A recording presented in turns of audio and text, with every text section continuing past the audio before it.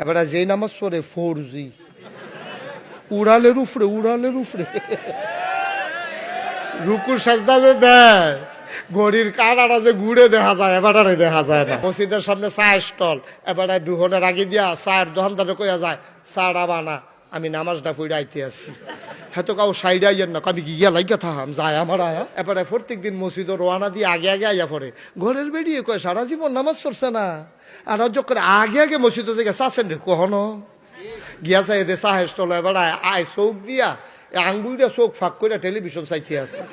একামত দিয়া লাইছে, ফলাফানে কয় দাদা একামত দিয়া লাইছে তো, কার আল্লাহ আকবার কোক না ইমামে।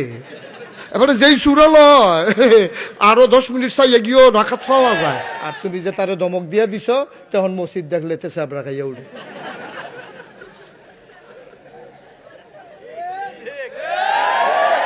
তুমি কামটা কিতা করলা আব্বা?